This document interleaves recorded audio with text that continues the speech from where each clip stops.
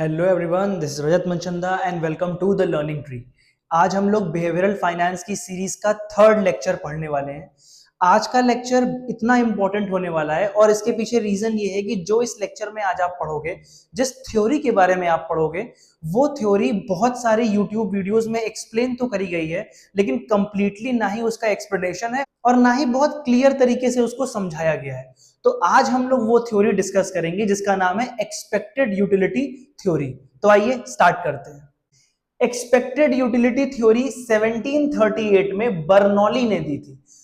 Bernoulli ने 1738 में इस थ्योरी को प्रोपाउंड किया था और उन्होंने कहा था people tend to maximise their utility not expected value. इनका यह कहना था कि लोग जब कोई चीज एक्वायर करते हैं, परचेज करते हैं, तो उनकी पहली प्रायोरिटी होती है कि वो अपनी यूटिलिटी को मैक्सिमाइज करें, वांट सेटिस्फाइंग पावर जो है वो उसको मैक्सिमाइज करें रेदर देन एक्सपेक्टेड वैल्यू। अब ये एक लाइन में इन्होंने तो ये बात बोल दी, लेकिन इसको समझना बड़ा मुश्किल है। समझने के लिए एक एग्जाम्पल से हम इसे समझेंगे। उसके पहले यहां पे लिखा है, आप लोग लॉ ऑफ डीएमयू के बारे में जानते होंगे, डिमिनिशिंग मार्जिनल यूटिलिटी। ये लॉ आपने ऑलरेडी इकोनॉमिक्स में पढ़ा हुआ है।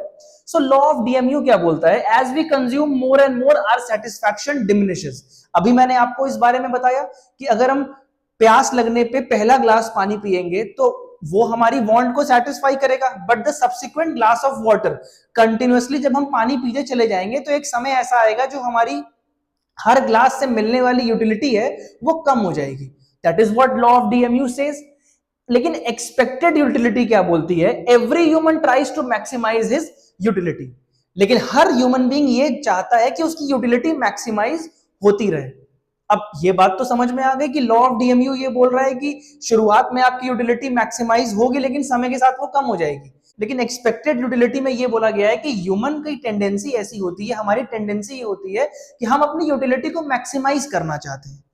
तो जैसा कि मैंने आपको बताया, एग्जाम्पल से हम लोग क्लियर करेंगे। You have a choice between two option. आपके पास दो ऑप्शन है।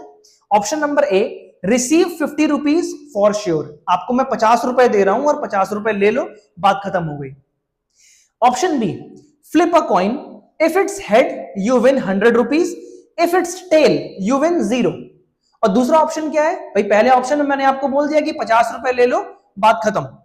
लेकिन दूसरे ऑप्शन में मैंने उसकी वैल्यू को जस्ट डबल कर दिया कि मैं तुम्हें 100 रुपए दूंगा अगर हेड आया, और अगर टेल आया तो कुछ भी नहीं दूंगा। तो अगर देखा जाए तो दोनों से मिलने वाली जो यूटिलिटी है वो लगभग सेम है।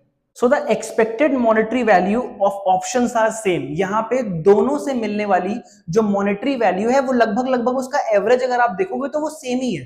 क्योंकि पहले केस में आपको 50 रुपए श्योर मिल रहे हैं, सेकंड केस में आपको 50 का डबल मिल रहा है। वो अलग बात है कि हारने पे 0 मिलेगा, लेकिन यहां पे अगर आप एवरेज निकालोगे तो वैल्यू तो आपको सेम ही मिल रही है दोनों केस में। क्योंकि एक में 50 मिल रहा है, दूसरे में एक क्लॉज लग गया हारने वाला, लेकिन जीतने पे आपको मिल भी 100 रुपए रहे, which is just double of 50।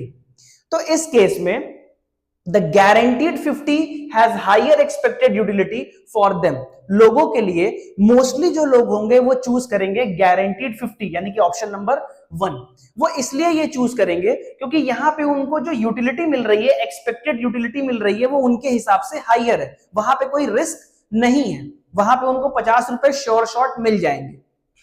The utility gained from a sure 50 is valued more than average utility of gamble। पहले केस में आपको पूरे 50 मिल रहे थे, दूसरा केस एक गैम्बलिंग केस है ना, जहां पे आप जीतते हो तो 100 मिलेगा, लेकिन हारते हो तो पूरे के पूरे पैसे चले जाएंगे। हमारी इस तरीके की ही सोच होती है कि भाई जो पैसा मिल रहा है that is more important than उसके अंदर कोई क्लॉज लगा दिया जाए कि मिलेगा या फिर नहीं मिलेगा। तो एक्सपेक्टेड यूटिलिटी जो हमें डिराइव हो रही है उस एग्जैक्ट श्योर शॉट पैसे को मिलने से वो हमेशा ज्यादा होगी। और इसी के साथ तीसरे पॉइंट में लिखा है the additional happiness from a jump of 50 to 100। ये लास्ट लाइन सारा कुछ क्लियर कर देगी। देखिए, जो आपको एडिशनल हैप्पीनेस मिलेगी ऑप्शन नंबर 2 में, जो कि आपको 50 ना मिलके पूरे 100 मिल रहे हैं, ये हैप्पीनेस तो है, लेकिन ये फिर भी कम है किसके कंपैरिजन में? अगर आपके पैसे ड्रॉप हो गए 50 to 0। तो वही बात यहां पे लिखी है, the additional happiness from a jump of 50 to 100 is less than sadness of dropping from 50 to 0। क्योंकि 50 रुपए से 0 भी तो हो जाएगा। क्यों? क्योंकि श्योर शॉट तो आपको पहले ऑप्शन में 50 मिल ही रहे थे, वो आपने चूज नहीं किया, आपने चूज किया ऑप्शन नंबर 2 जिसमें आपको जीतने पे 100 मिल रहे थे लेकिन हारने पे कुछ भी नहीं मिलेगा। तो इन दैट केस जो दुख होगा आपको 50 से 0 पे जाने का, that will be much more than the happiness of getting from 50 to 100। This is what expected theory is all about. तो एक्सपेक्टेड थ्योरी इसी तरीके से काम करती है। आई होप आपको ये लेक्चर समझ में आया होगा। ऐसे ही बिहेवियरल फाइनेंस के और लेक्चर्स के लिए बने रहिए मेरे साथ। तब तक के लिए बाय बाय, टेक केयर।